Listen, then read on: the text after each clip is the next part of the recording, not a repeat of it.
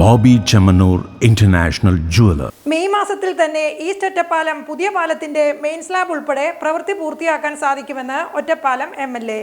കരാർ കാലാവധി കഴിയുന്ന മെയ് മാസത്തിൽ തന്നെ മെയിൻ സ്ലാബ് ഉൾപ്പെടെയുള്ള കിഴക്കേത്തോട് പുതിയ പാലത്തിന്റെ നിർമ്മാണ പ്രവൃത്തി പൂർത്തിയാക്കാൻ സാധിക്കുമെന്ന് ഉറപ്പു നൽകി ഒറ്റപ്പാലം MLA അഡ്വക്കേറ്റ് പ്രേംകുമാർ.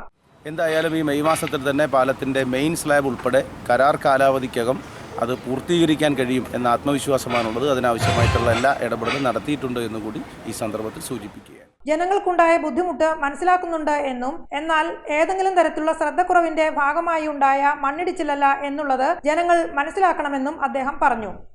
പഴയ പാലത്തിന്റെ നിലവിൽ ഉപയോഗിച്ചുകൊണ്ടിരിക്കുന്ന പാലത്തിന്റെ റീറ്റെയിനിങ് വാൾ നിർമ്മിച്ചുകൊണ്ടിരിക്കുകയാണ്.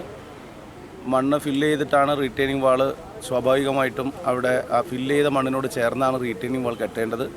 ഫില്ല് ചെയ്ത മണ്ണ് ഏതാനും ഭാഗം ഇടിഞ്ഞ് അതിൻ്റെ ഭാഗമായിട്ടുള്ളൊരു ചെറിയ പ്രയാസം ഉണ്ടായിട്ടുണ്ട്. അതൊന്നും ബോധപൂർവം സൃഷ്ടിക്കുന്നതോ ഏതെങ്കിലും നിലയിലുള്ള ഒരു ശ്രദ്ധക്കുറവിൻ്റെ ഭാഗമായിട്ടുള്ള കാലതാമസം കൊണ്ട് വന്നിട്ടുള്ളതോ അല്ല എന്ന് സവിനയം അറിയിക്കുകയാണ്. ആളുകൾക്ക് ഉണ്ടായിട്ടുള്ള പ്രയാസം അത് മനസ്സിലാക്കുകയാണ്.